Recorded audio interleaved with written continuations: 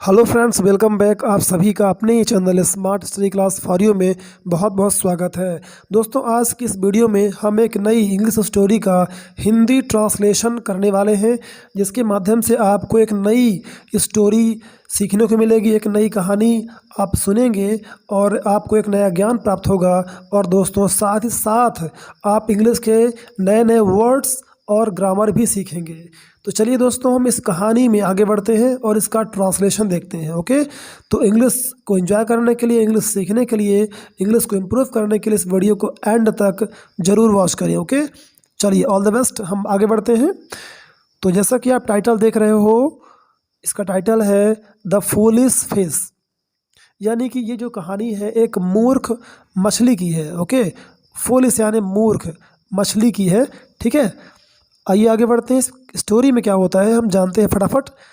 In a huge pond there lived many fish.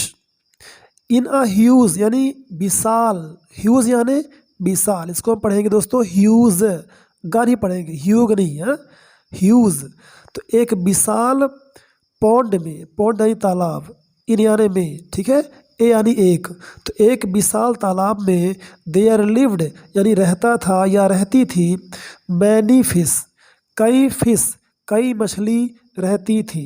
ठीक है, यहाँ पर हम आपको एक बात बताना चाहेंगे कि जो वर्ड फिश होता है इसका सिंगुलर और प्लूरल दोनों ही सेम होता है। ठीक है, कुछ खास कंडीशन होती है जिसमें फिशस बनता है, अदरवाइज इसका जो प्लूरल है वो फिश ही रहता है, फिश। जबकि रूल कहता है कि मैनी के बाद प्लूरल आना चाहिए, कोई प्लूरल नाउन आना चाहिए, जैसे many books, many girls, many boys. लेकिन यहाँ पर क्या है, मैनी फिश। तो यहाँ पर फिश जो है एक प्लूरल नाउन है। ठीक है, तो ये चीज़ें आपको भी सीखनी चाहिए। ओके, ताकि आपको इंग्लिश जो है अच्छी तरह से समझ में आए, ग्रामर भी आपकी मजबूत हो। तो चलिए, तो हमने सुना कि एक बड़े से तालाब में, एक ह्यूज पॉन्ड में कई फिश रहती थी। ठीक है, they were arrogant and never listened to anyone. वे घमंडी थी एंड और नेवर लिसन्ड टू एनीवन, और किसी की भी बात नहीं सुनती थी। ओके, नेवर मतलब कभी नहीं, लिसन्ड यानी सुनती थी, टू एनीवन यानी किसी को भी नहीं सुनती थी।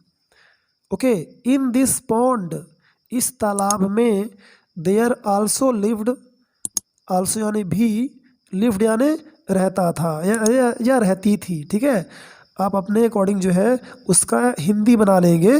ओके, तो आल्सो यानी भी, रहता था कौन, अ काइंड हार्टेड क्रोकोडाइल।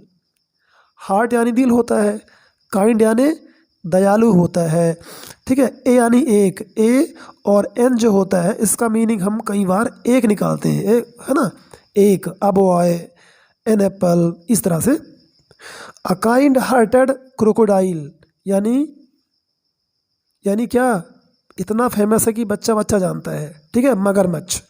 तो ये तो सिंपल बात हो गई, लेकिन काइंड हार्टेड आपके लिए एक ज़रूरी वर्ड है जो आपको ध्यान रखना चाहिए।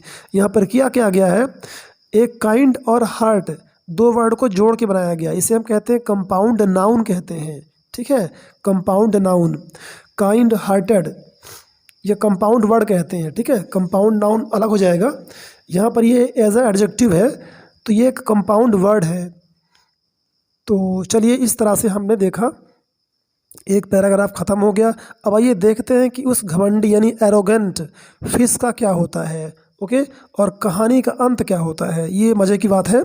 ही एडवाइज्ड द फिश, ही यानी क्रोकोडाइल, हम मेल के लिए ही यूज़ करते हैं और फीमेल के लिए सी यूज़ करते हैं, राइट। चलिए नेक्स्ट। तो क्रोकोडाइल एक मेल था, इसलिए हमने उसके लिए ही यूज़ किया है। ही एडवाइज्ड, उसने सलाह दिया, द फिश, उस फिश को, it does not pay to be arrogant and over confident. It हम दोस्तों यूज़ करते हैं जब किसी वस्तु या हम जानवर की बात करते हैं तो हम इट यूज़ करते हैं। इट यानी यह है, डज नॉट पे, पे मतलब होता है कि अदा करना, चुकाना। तो यह नहीं चुकाता है, क्या नहीं चुकाता है, क्या नहीं पे करता है, टू बी अरोगेंट यानी घमंडी होना। तो यहाँ पर जो अरोगेंट है इस पे आप ध्यान देंगे, है ना, ये दोबारा आ चुका है, इसका मतलब होता है घमंडी होना, अरोगेंट, राइट। टू बी यानी होना। ओवर कॉन्फिडेंट यानी कि अति आत्मविश्वासी होना, ओवर कॉन्फिडेंस यानी कि बहुत ज़्यादा कॉन्फिडेंस हो जाना अपने आप में, है ना, कि ऐसा तो होगा ही नहीं, कभी होगा ही नहीं, है ना, ये कहलाता है ओवर कॉन्फिडेंट, जो कि किसी को भी नहीं होना चाहिए। It could be your downfall. Downfall means क्या होगा? डाउनफॉल मीन्स होता है, देखिए जैसे डाउन का मतलब होता है नीचे, फॉल मीन्स होता है गिरना। तो जब इंसान नीचे गिरता है उसका विश्वास टूटता है, ठीक है, उसे कहते हैं डाउनफॉल होना, नीचे गिरना, ठीक है। तो वो समझा रहा है कि इट कुड बी यानी होना, ठीक है, कुड यानी सकता था या सका या पाया, इस तरह से आप सेंस निकालते हैं। तो वो समझा रहा है कि यह तुम्हारा डाउनफॉल हो सकता था, ठीक है, यानी तुम नीचे गिर जाओगे, तुम जो है जीवन में पीछे हो जाओगे, ठीक है। तो इस तरह से वो समझाता है उसको, लेकिन वो घमंडी फिशेस नहीं मानने वाली। बट द फिश, लेकिन वो fish never listened to him. Never मतलब कभी नहीं, लिसनड यानी सुनती थी या सुनता था, टू हिम यानी उसको, हिम हम यूज़ करते हैं बॉय के लिए, ठीक है, हिम यानी उसे, लेकिन बॉयज़ के लिए, ठीक है, मेल के लिए, गर्ल होती तो हम हर यूज़ करते हैं, उसे, करेक्ट है, ठीक। आइए नेक्स्ट आगे बढ़ते हैं। इसके बाद क्या है, one afternoon the crocodile was resting beside a stone near the pond. One afternoon एक दोपहर के बाद की बात है, द क्रोकोडाइल यानी वो मगरमच्छ वॉज रेस्टिंग, रेस्ट कर रहा था, आराम कर रहा था। देखिए जब वॉज और वर के बाद वर्ब की आईएनजी फॉर्म आती है तो वो कौन सा टेंस होता है, ये आप कमेंट करके हमको बताएंगे, ठीक है, क्योंकि इसमें मैं टेंस भी पढ़ा रहा हूँ। यदि आपको टेंस में दिक्कत है तो आप जो है इस वीडियो के लिंक में जो है डिस्क्रिप्शन में लिंक दिया गया है, वहाँ पर टेंसेस मैंने पढ़ाए हैं, तो वहाँ पर आप जाके वॉच कर सकते हैं, ठीक है। तो आपको बताना है कमेंट में कि जब वॉज और वर के बाद आईएनजी फॉर्म लगता है तो वो कौन सा टेंस कहलाता है, राइट। जैसे were resting, were going, was resting, was going, was eating. तो यहाँ पर मैंने आपको हिंट के लिए हिंदी लिख दिया है ताकि आपको समझने में बहुत आसानी हो। तो यहाँ पर हम आगे बढ़ते हैं। वॉज रेस्टिंग आराम कर रहा था, कौन? क्रोकोडाइल। बिसाइड अ स्टोन एक स्टोन के बगल में, बिसाइड यानी बगल में, तो एक पत्थर के बगल में, नियर द पॉन्ड उस तालाब के नियर यानी करीब, पास, उस तालाब के पास में, करीब में, एक पत्थर के बगल में वो आराम कर रहा था। When two fisherman stopped there to drink water. When यानी जब दो फिशरमैन यानी दो मछुआरे, मछली पकड़ने वालों को फिशरमैन कहते हैं, ठीक है, फिशरमैन। एक होता है मैन जो कि सिंगुलर होता है, एक होता है मैन यानी प्लूरल, बहुवचन।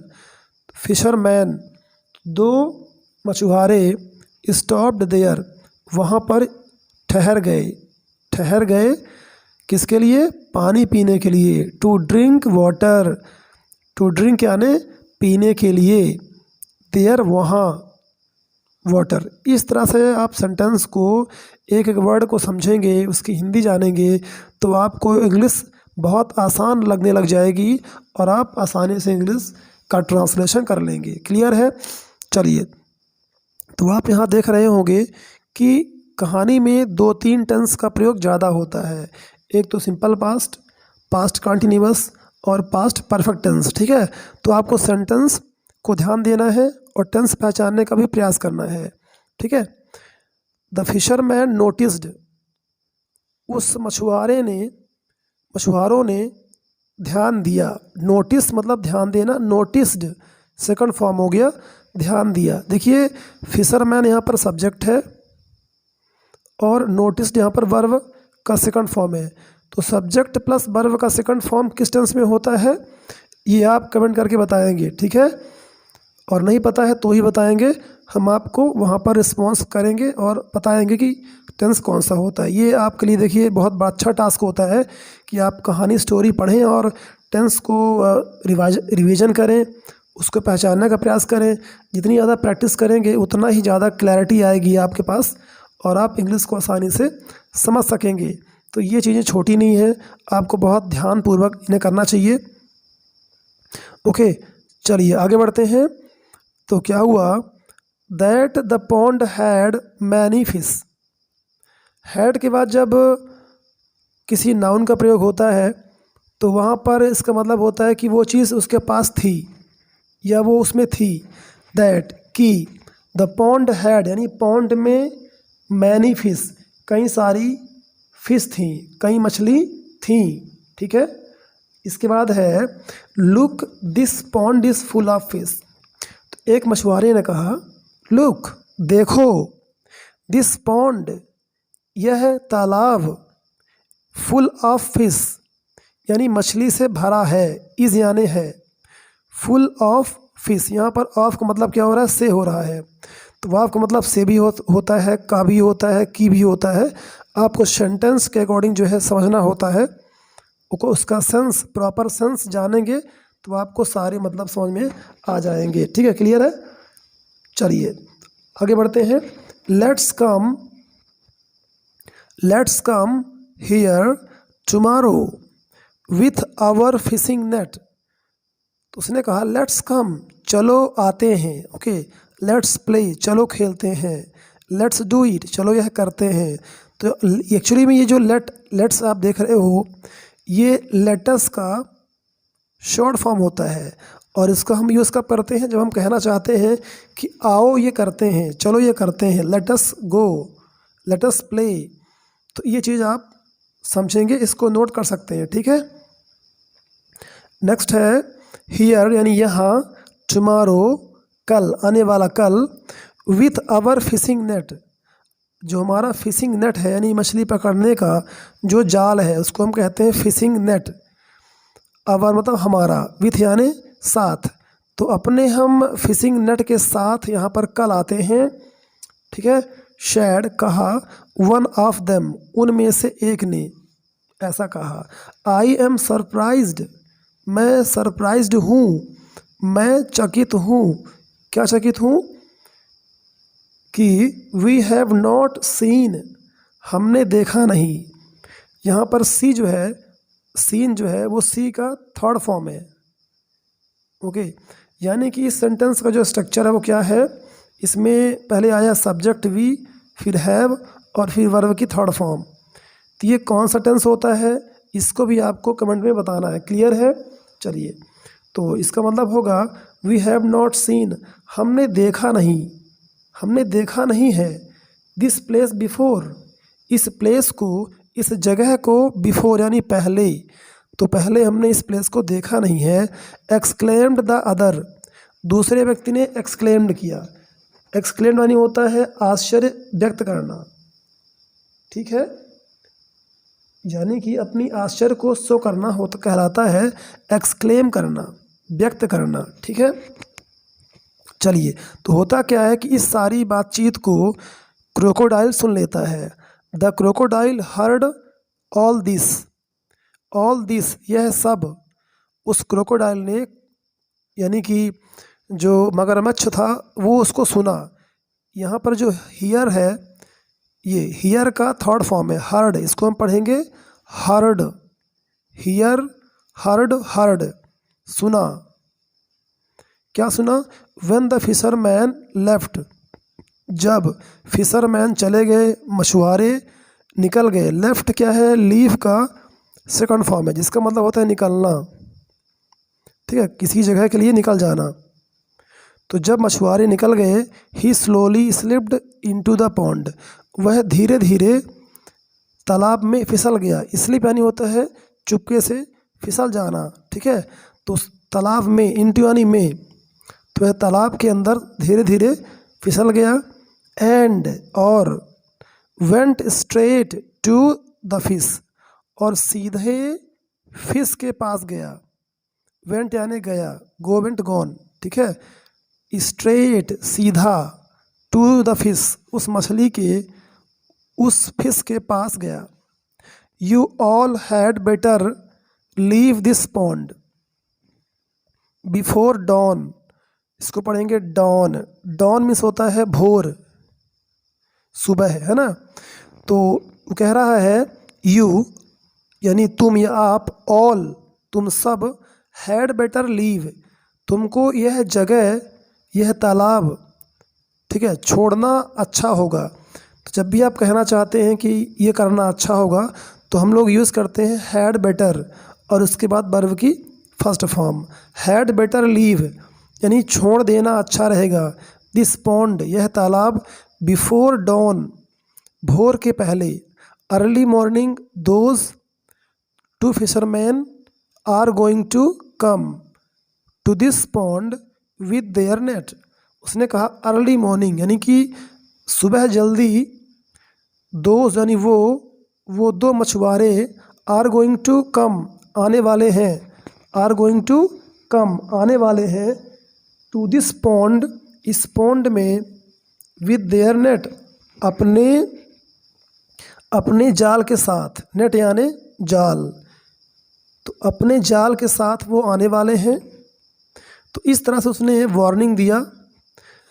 But the fish just laughed and sad, लेकिन वो मछली, वो फिश जो थी, जस्ट लाफ्ड केवल हंसी, जस्ट यानी मात्र या केवल, लाफ्ड लाफ्ड यानी वो हंसी और बोली, एंड सैड और कहीं या बोली। There have been many fisherman, वो कहती हैं देयर हैव बीन, हैव के बाद थर्ड फॉर्म आ गया बीन, ठीक है। बी का थर्ड फॉर्म होता है बीन यानी होना या हुआ, हुए हैं। तो उनके कहने का मतलब ये है कि there have been many fisherman यानी कई सारे फिशरमैन मछुआरे हुए हैं यानी आए हैं। हु हैव ट्राइड जिन्होंने प्रयास किए हैं, जिन्होंने, हु मतलब जो या जिन्होंने, ठीक है। अगर वो प्लूरल है, कई सारे हैं तो हम बोलेंगे जिन्होंने, या फिर कोई सिंगल है तो हम बोलेंगे जो। लेकिन यहाँ पर कई सारे मछुआरे हैं, है ना, एक से ज़्यादा है, दो हैं। हु हैव ट्राइड जिन्होंने प्रयास किए हैं। टू कैच अस हमें कैच करने के लिए, हमें पकड़ने के लिए, ठीक है। These two are not going to catch us either, these two ये दोनों, are not going to catch नहीं पकड़ने वाले हैं, ठीक है। जैसे आप कहते हैं आर गोइंग टू तो कोई काम होने वाला है या होने जा रहा है, तो ये नेगेटिव है। Are not going to catch ये हमें पकड़ने वाले नहीं हैं, ये हमें कैच करने नहीं जा रहे हैं। अस आइदर, आइदर मतलब होता है भी, जब सेंटेंस के लास्ट में आता है आइदर उसका मतलब होता है भी। तो वो कहना चाह रही हैं कि ये भी हमें नहीं पकड़ने वाले हैं। Do not you worry about us, do not you worry तुम हमारे बारे में चिंता मत करो। वरी मतलब होता है चिंता करना, अबाउट यानी के बारे में, अस यानी हमें, ठीक है, या हमारे, है ना। तो तुम हमारे बारे में जो है वरी मत करो, चिंता मत करो। मिस्टर क्रोकोडाइल, ओके, दे सैड इन अ मॉकिंग वॉइस, वे बोली, दे यानी वे कौन, फिश, जो फिशेस थी यानी मछलियाँ थीं, वो बोली, वो कहीं, से सैड सैड वो कहीं, इन अ मॉकिंग वॉइस मतलब होता है एक मजाकिया या एक आप कह सकते हैं व्यंग टाइप मारते हुए, ऐसी वॉइस में, ऐसी आवाज़ में उन्होंने कहा। लेकिन देखिए कहानी का एंड कुछ और होता है। द नेक्स्ट मॉर्निंग अगली सुबह, द फिशरमैन केम, मछुआरे आए, कम केम कम, आए। ठीक है, यहाँ पर वही स्ट्रक्चर है, सब्जेक्ट और वर्ब का सेकंड फॉर्म। ठीक है, तो ये कौन सा टेंस होता है ये आपको जो है कमेंट करना है। सब्जेक्ट प्लस वर्ब की सेकंड फॉर्म कब लगती है, किस टेंस में लगती है। फिशरमैन आए and threw their net in the pond. Throw, threw, thrown यानी फेंकना, फेंके, थ्रू फेंके या फेंका। तो वे अपने, देयर नेट यानी अपने जाल को, नेट यानी जाल, इन द पॉन्ड उस तालाब में अपनी जाल को थ्रो किए, फेंके। The nets were big and strong, जो उनकी जालें थीं, नेट्स वर यानी थे या थीं। ठीक है, वर का प्रयोग करते हैं प्लूरल सब्जेक्ट के साथ। तो नेट्स यानी कई सारे नेट, कई सारी जालें थी उनके पास। The nets were big and strong, तो जो नेट थी, जालें थीं, वो बड़ी और मजबूत थीं। वेरी सून, बहुत जल्दी, वेरी सून, सून मतलब जल्दी, तो बहुत जल्दी क्या हुआ। All the fish were caught, सारी मछलियाँ पकड़ी गईं। यहाँ पर ये सेंटेंस पैसिव वॉइस में है। जब वॉज और वर के बाद थर्ड फॉर्म आता है कैच, कॉट, कॉट, तो आप समझ जाइए कि वो सेंटेंस पैसिव वॉइस में है। तो ऑल द फिश, सारी मछलियाँ पकड़ी गईं, इसका मीनिंग होता है किसी के द्वारा कोई काम किया गया। ठीक है, if only we had listened to mister crocodile. If यानी यदि, ओनली यानी मात्र। ठीक है, यदि हम, मात्र, वी यानी हम उस मिस्टर क्रोकोडाइल की, यानी कि जो मगरमच्छ था, अगर हम उसकी बात को सुने होते, we had only wanted to help, sorry he यानी वह, यानी क्रोकोडाइल मगरमच्छ, तो ही हैड ओनली वांटेड यानी कि वह मात्र हमारी हेल्प करना चाहता था। ठीक है, ये हैड के बाद क्या आया, थर्ड फॉर्म। ओके, हैड और वांटेड, तो ऐसा वो कहना चाह रहे हैं। अब उनको ये बात समझ में आ गई है कि कहीं ना कहीं अगर हम बात माने होते तो हम आज बच जाते। He had only wanted to help, वह मात्र केवल हम लोगों की हेल्प करना चाहता था। For our arrogance we have to pay with our lives, said the fish.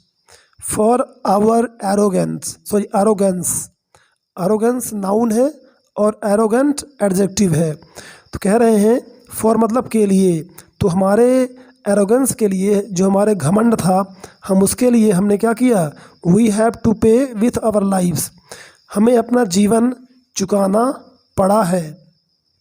यानी घमंड करने के लिए हमें अपने जीवन को, ठीक है, दांव में लगाना पड़ा है, चुकाना पड़ा है, ऐसा वो फिश बोली।